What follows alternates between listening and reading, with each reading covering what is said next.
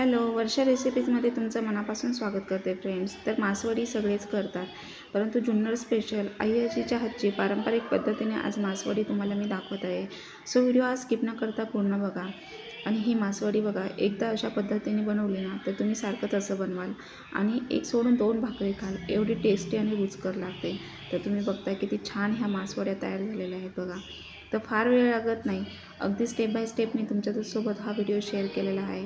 So video हा कुठेही skip न करता पूर्ण बघा आणि एकदा अशा पद्धतीने मासवडी नक्की करून बघा, घरच्यांना नक्कीच आवडेल. एवढी छान रुचकर आणि टेस्टी लागते. तर एक सोडून दोन भाकरी खाल बघा आणि घरचे जाम खुश होतील. तर अशी ही एकदा नक्की बनवून बघा. आता फार उशीर न लावता आपण सुरुवात करूया आणि मी डिटेलमध्ये डिस्क्रिप्शनमध्ये साहित्य दिलेलं आहे. तर मासवडी बनवण्यासाठी इथे अर्धा किलो प्रमाणामध्ये पांढरे तीळ घेतलेत, गावठी तीळ. ते असे सोनेरी रंगावर खरपूस भाजायचे आहे लो फ्लेमवर.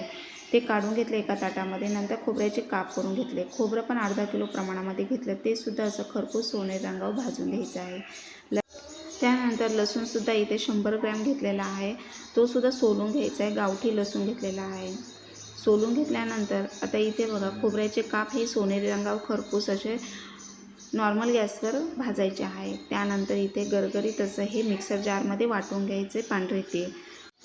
तर गरगरीत वाटायचं आहे, जास्त बारीक किंवा जास्त जाडसर ठेवायचं नाही, अशा पद्धतीने वाटून घ्यायचं आहे. नंतर खोबरंसुद्धा बारीक करून घ्यायचं आहे मिक्सर जारमध्ये. तर असं हे अगदी सोपी पद्धत आहे. त्यानंतर 2 ते 3 चमचे बडीशेप घेतली, तीसुद्धा अशी सोनेरी रंगावर भाजून घ्यायची आहे खरपूस. गॅसची फ्लेम नॉर्मल ठेवायची. आलं लसणाची पेस्ट करून घेतली. बारीक कांदा चिरून घेतलेला आहे. 5 ते 6 बारीक मिडियम साईजचे कांदे घेतले, ते बारीक कट करून घेतलेले आहे. त्यानंतर एक कढई तापायला ठेवली. आता आपण पहिले स्टफिंग बनवून घेत आहोत. तर जे मासवडीसाठी सारण लागतं ते बनवून घेणार आहोत. तर 2 ते 3 चमचे तेल घातलं. तेल चांगलं गरम करून घ्यायचं आहे कडकडीत आणि त्यामध्ये बारीक चिरलेला कांदा सोनेरी रंगावर अगदी परतून घ्यायचा आहे. तेल सुटेपर्यंत परतून घ्यायचे, म्हणजे मासवडीची चव छान लागते. तर ही पारंपरिक पद्धत आहे. आई आजीच्या हातची ही मासवडी जुन्नर स्पेशल, आमच्या जुन्नर गावाला ही खूप स्पेशल आहे. त्यामुळे मी आज तुमच्यासोबत शेअर करत आहे. त्यामध्ये आलं लसणाची पेस्ट ही 2 ते 3 चमचे टाकायची आहे. आता बघा, कांदा परतत आलेला आहे. त्यामध्ये आलं लसणाची पेस्ट टाकूनसुद्धा असं परतून घ्यायचं आहे बघा. त्यानंतर आपण याच्यामध्ये लाल तिखट टाकलेलं आहे 2 ते 3 चमचे. तुमच्या क्वांटिटीप्रमाणे कमी जास्त करायचं आहे. हळद पावडर अर्धा चमचा टाकलेली आहे. थोडंसं जिरं आणि हिंग टाकायचा. पुन्हा अर्धा चमचा इथे गरम मसाला टाकलेला आहे. आता हे व्यवस्थित मसाले तेलामध्ये परतून घ्यायचे आहेत बघा. तर कांदा पण छान परतलेला आहे. त्यानंतर हे जे आपण गरगरीत वाटून घेतलेलं आहे खोबरं आणि पांढरे तीळ, ते सुद्धा त्यामध्ये मिक्स करायचे आहे. आता हे व्यवस्थित सगळं मिक्स करून घ्यायचं आहे.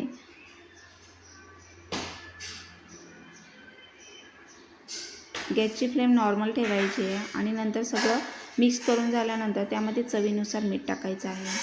तर चवीनुसार मीठ टाकलं. पुन्हा हे मिक्स करून घ्यायचं आहे. मिक्स केल्यानंतर सर्वात शेवटी त्यामध्ये कोथिंबीर टाकायची आहे. तर हे पहिलं सारण व्यवस्थित बनवून घ्यायचं आहे. तर बघा, कलर किती छान आलेला आहे. तर चव तर विचारू नका, एवढं अप्रतिम चव लागते ह्या तर खरं म्हणजे सारण व्यवस्थित झालं ना तर मासवड्या खूप छान चवीला लागतात. तर आता यामध्ये भरपूर सारी कोथिंबीर टाकायची आणि पुन्हा हलवून घ्यायचं आहे. तर आई आजीच्या हातची ही मासवडी एकदा नक्की ट्राय करून बघा. आता हे आपलं स्टफिंग बनवून होत आलेलं आहे. तर त्यामध्ये सर्वात शेवटी इथे खसखस व्यवस्थित सोनेरी रंगावर भाजून घ्यायची आहे. तर खसखस टाकल्याने सुद्धा चव खूप छान लागते. खसखस, बडीशेप, जिरं. तर 1 चमचा इथे मी खसखस घेतलेली आहे. ती सुद्धा अशी खरपूस भाजायची आणि त्यामध्ये मिक्स करायची आहे.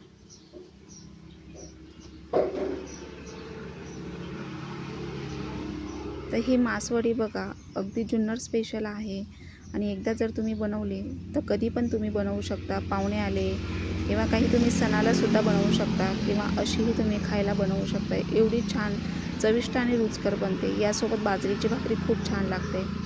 आता ही खसखस टाकल्यानंतर पुन्हा हे व्यवस्थित मिक्स करून घ्यायचं आहे. अगदी स्टेप बाय स्टेप मी तुम्हाला डिटेलमध्ये शेअर केलेले आहे. क्वांटिटी कमी जास्त करू शकता. इथे मी जास्त क्वांटिटीमध्ये बनवत आहे, त्यामुळे मी खोबरं आणि पांढऱ्या तिळाचं प्रमाण अर्धा किलो ठेवलेलं आहे. तुम्ही हवं तर 300 ग्रॅम किंवा पाव किलो या प्रमाणामध्ये सुद्धा घेऊ शकता. खोबरं आणि तीळ हे सम प्रमाणात घ्यायचं आहे. जेवढ्या क्वांटिटीमध्ये तुम्हाला बनवायचं आहे तेवढं तुम्ही घ्यायचं आहे. तर इथे मी अर्धा किलो प्रमाणात घेतलेलं आहे. त्यानंतर इथे मी वाटण काढलेलं आहे बघा. 2 ते 3 कांदे उभे कट करून ते सोनेरी रंगावर भाजून घेतले. खोबरं घेतलेलं आहे, आलं लसूण घेतलं आणि कोथिंबीर वाटण काढून घेतलं. त्यानंतर इथे बघा आजीच्या हातची ही मासवडी एवढी चविष्ट आणि रुचकर बनेल ना की तुम्ही बघा खाऊनच खुश व्हाल. आता इथे बघा आपण पाणी ठेवलेलं आहे 2 तांबे गरम करायला. त्यातलं 1 तांब्या पाणी काढून ठेवायचं आणि 1 तांब्या पाण्यामध्ये अर्धा किलो बेसन पीठ घेतलं, चाळून घेतलं. घरी दळलेलं बेसन पीठ आहे. त्यामध्ये लाल तिखट थोडंसं घालायचं आणि चवीनुसार मीठ टाकायचं. ॲक्च्युली इथे व्हिडिओ थोडा शूट झालेला नाही त्यामुळे मी तुम्हाला सांगत आहे.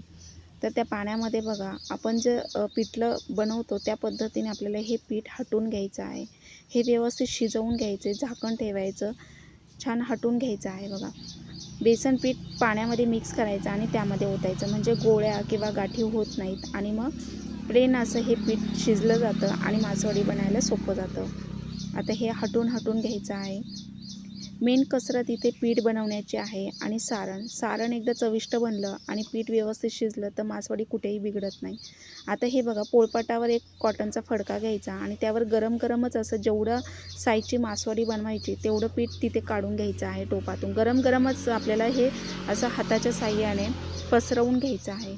थोडं पाण्याचा हात घ्यायचा, थंड पाण्याचा हात म्हणजे थंड पाणी घ्यायचं हाताला आणि असं व्यवस्थित थापून घ्यायचं आहे. जसं आपण थापवडी बनवतो ना तशा पद्धतीने आपल्याला ही मासवडी अशी पसरवून घ्यायचं आहे बघा. हे जे आपण चणापीठ घेतलेलं आहे, बेसन पीठ शिजवलेलं ते गरम असतं, पण आपल्याला पाण्याचा हात घ्यायचा आणि असं बघा आजीच्या हातची ही मासवडी.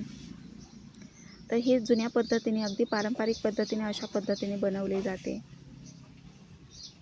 तर असं बघा हे असं पसरवून घेतलेलं आहे हे जे शिजवलेलं पीठ आहे ते.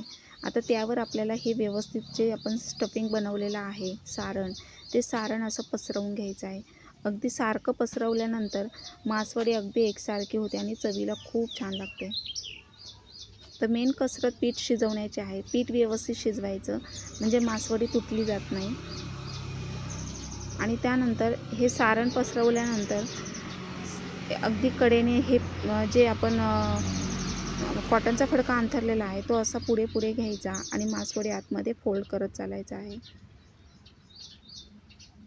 आणि त्यानंतर सर्वात शेवटी असं थापून घ्यायचे आहे बघा.